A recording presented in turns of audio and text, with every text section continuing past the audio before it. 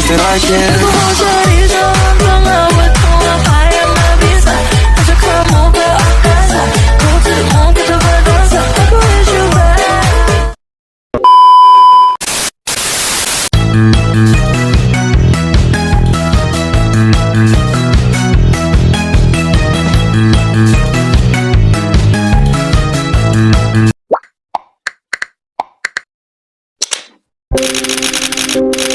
Di tengah pelaksanaan TKA 2025, warganet mendapati ada salah satu pesertanya yang melakukan live TikTok ketika ujian berlangsung. Nah, hal ini dibagikan oleh salah satu akun X ini pada Senin 3 November 2020. Jadi dalam unggahan ini, Tribuners ia membagikan sebuah tangkapan layar saat salah satu pengguna TikTok menyiarkan proses pengerjaan soal-soal TKA di komputer. Nah, hal ini lantas membuat warganet bertanya-tanya. Salah satu warganet di kolom reply juga heran mengapa peserta tersebut bisa membawa ponsel, padahal di tata tertib ini dilarang untuk membawa ponsel. Lantas, isu kebocoran soal dalam pelaksanaan tes kemampuan akademik atau TKA beredar di media sosial sejak hari pertama ujian digelar pada Senin 3 November 2025. TKA merupakan sistem asesmen baru berstandar. Salah satu kasus kebocoran soal yang paling menggemparkan ialah siaran langsung yang dilakukan oleh peserta TKA dari ruang ujian melalui media sosial TikTok. Dalam video itu, akun Nurul namanya. Assalamualaikum warahmatullahi wabarakatuh.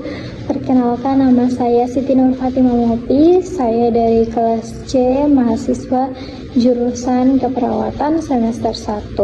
Nah, pada kesempatan kali ini saya akan memaparkan tentang sebuah isu yang sedang hangat dan menarik perhatian publik, yaitu dugaan kebocoran soal tes kemampuan akademik atau yang biasa disebut TKA pada hari pertama pelaksanaan ujian tahun 2025. Isu ini saya angkat karena ada banyak hal yang menurut saya bertentangan dengan nilai-nilai Pancasila dan Undang-Undang Dasar 1945. Sebelum membahas isu kebocoran ini lebih dalam, mari kita ingat kembali apa itu Pancasila dan Undang-Undang Dasar 1945. Pancasila sebagai dasar negara kita mengajarkan kita untuk menjunjung tinggi nilai keadilan sosial bagi seluruh rakyat Indonesia, persatuan, serta kebenaran yang harus ditegakkan dalam kehidupan bermasyarakat. Sedangkan Undang-Undang Dasar 1945 menegaskan hak dan kewajiban setiap warga negara untuk mendapatkan pendidikan yang adil dan merata. Nah, isu dugaan kebocoran soal TKA ini sebenarnya bukan hanya soal teknis ujian saja, tetapi berkaitan erat dengan bagaimana nilai-nilai kejujuran dan keadilan ditegakkan dalam sistem pendidikan kita. Pada hari pertama pelaksanaan TKA sempat viral di media sosial terkait adanya kebocoran soal.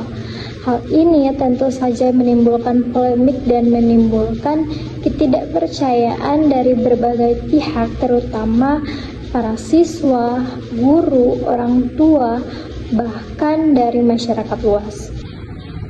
Kebocoran soal ini sangat bertentangan dengan nilai-nilai kejujuran dan yang ada dalam sila kedua Pancasila, yaitu kemanusiaan yang adil dan beradab. Nah, bila ada kebocoran, maka ujian yang sebenarnya harusnya menjadi momen untuk menilai kemampuan siswa secara jujur dan adil berubah menjadi sesuatu yang tidak fair. Hal ini merugikan banyak siswa yang telah belajar dengan sungguh-sungguh. Selain itu, kalau kita lihat dari sila keempat Pancasila, yaitu kerakyatan yang dipimpin oleh hikmat kebijaksanaan dalam permusyawaratan perwakilan,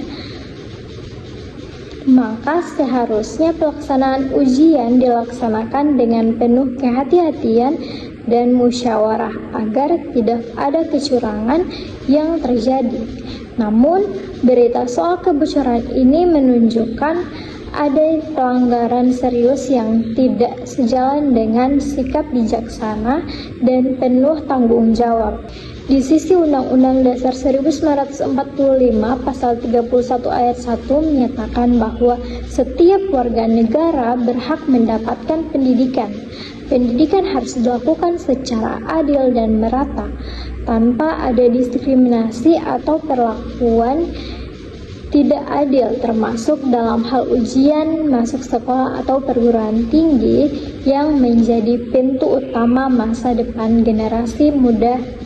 Jika ada kebocoran soal, maka kesempatan yang sama untuk bersaing secara sehat jadi hilang, dan ini jelas melanggar hak siswa lain. Sedikit disamakan dengan isu kecurangan pada SNBT 2025 yang hangat kemarin, di mana ada dugaan penggunaan joki dan kamera tersembunyi.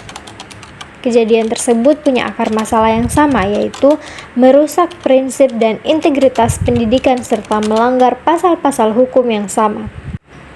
Selain itu, sudah seharusnya pelaku pelanggaran tersebut diberikan sanksi tegas, mulai dari pembatalan hasil ujian, diskualifikasi, hingga proses hukum pidana agar ada efek jerah dan kepercayaan masyarakat terhadap sistem pendidikan dapat terjaga. Isu kebocoran soal ini juga punya dampak sosial.